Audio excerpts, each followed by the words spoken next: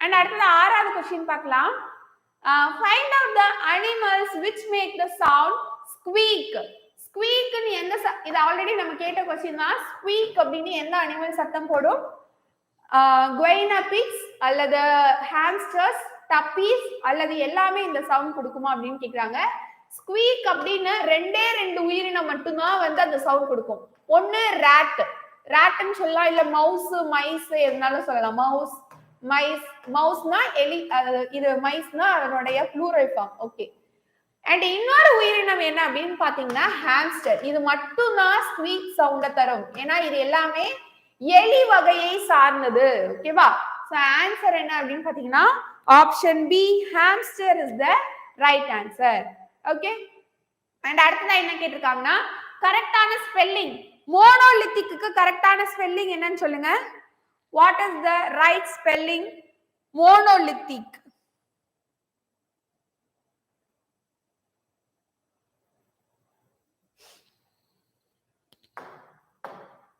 Okay, என்ன answer பண்ணிருக்கீங்க?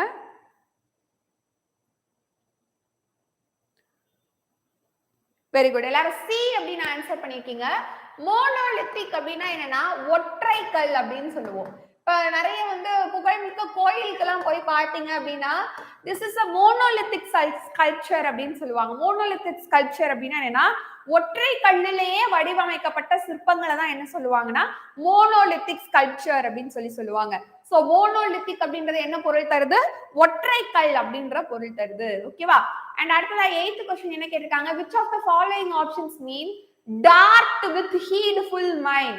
dart with heedful mindன்றது என்ன பொருள் தருது? இந்த dart with heedful mind அப்படின்றது என்ன பொருள் தருது அப்படின்னு கேட்டிருக்காங்க. ஓகே, மாமல்லபுரத்துல இந்த மாதிரி இருக்கு அப்படின்னு சொல்லி ஜீவா சொல்லியிருக்காங்க. தேங்க்யூமா. ஓகே,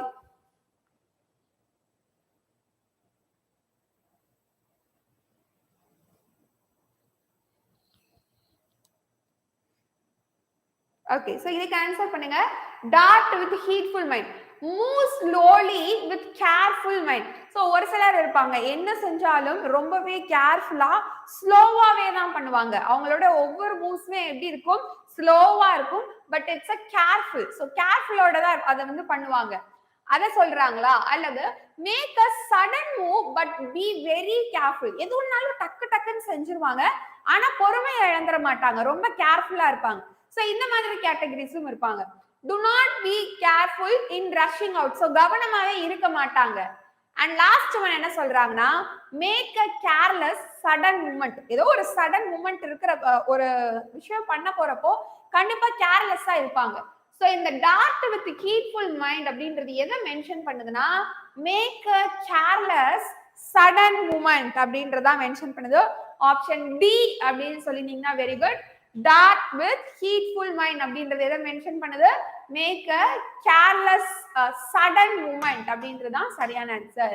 அண்ட் 9வது क्वेश्चन என்ன கேட்டிருக்காங்கன்னா which of the following description exactly defines an open letter?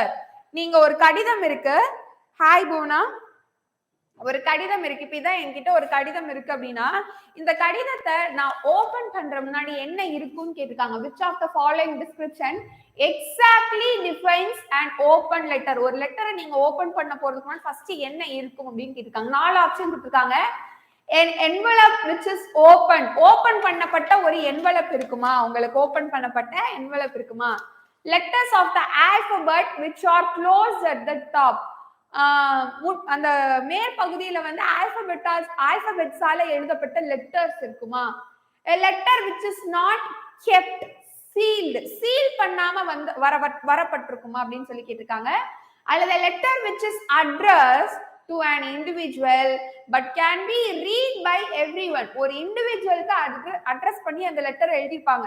For example இப்ப கீர்த்தனா இருக்கேன்னா கீர்த்தனாக்கு தான் அந்த லெட்டர் வந்திருக்கும் அப்படின்னா, ஆனா இப்ப நீங்க என்கிட்ட கொடுக்க போறீங்கன்னா நீங்களும் அந்த அட்ரஸ் வந்து ரீட் பண்ற மாதிரி தான் இருக்கும். கரெக்ட் தானே? அப்படிதானே ஒரு லெட்டரோட ஓபன் இருக்கும். ஓபன் எப்படி இருக்கும்? அந்த மேல இருக்கிற கவர் எப்படி இருக்கும்? ஒரு அட்ரஸ் இருக்கும். அந்த அட்ரஸ் எல்லாருமே ரீட் பண்ணக்கூடிய மாதிரி இருக்கும். ஓகேவா? So letter which addressed to an individual but can be read by everyone. Option D is the correct answer. ஓகேவா? 9th one க்கு Option D is the right answer. Okay. And after the last one, என்ன கேட்டிருக்காங்க, which of the following is the correct definition for a run-on sentence? Run-on அப்படின்னா தமிழ்ல என்ன பொருள்னா தொடர்ச்சியான. Run-on என்னது தமிழ்ல தொடர்ச்சியான அப்படின்றது அர்த்தம். ஓகே. சோ இந்த 4 ஆப்ஷன் கொடுத்திருக்காங்க. எது கரெக்டான மீனிங்னு நீங்க நினைக்கிறீங்க? ஆப்ஷன் ஏ பாருங்க. Two sentences put together without a full stop or a connecting words in between them. So ரெண்டு சென்டென்ஸ் கொடுத்திருப்பாங்க.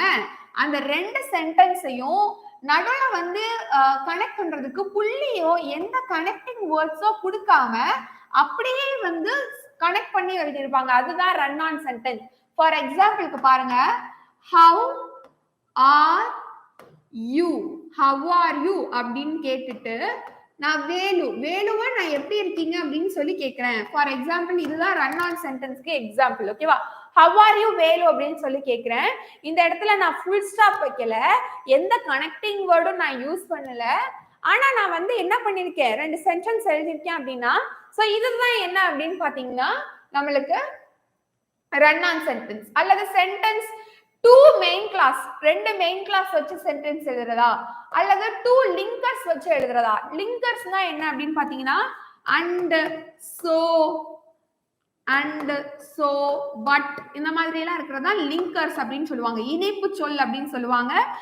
அல்ல லிங்கர்ஸ் அப்படின்னு இல்லைன்னா கன்ஜக்ஷன் கூட யூஸ் பண்ணுவாங்க. ஓகே, சோ இந்த மாதிரி சொல்றாங்களா, அல்லது சென்டென்ஸ் வித் ஃபினிட் வெர்ப் இருக்கிறதா சொல்றாங்களா அப்படின்னு சொல்லி கேக்குறாங்க. கரெக்டான ஆன்சர் என்ன அப்படின்னு பாத்தீங்கன்னா இதுதான் கரெக்டான. Two sentence put together without a full stop or a connecting word in between them, that's called run on sentence. ஓகேவா? சோ ஆப்ஷன் ஏ அப்படின்னு ஆன்சர் பண்ணினீங்கன்னா very good. Thank you so much.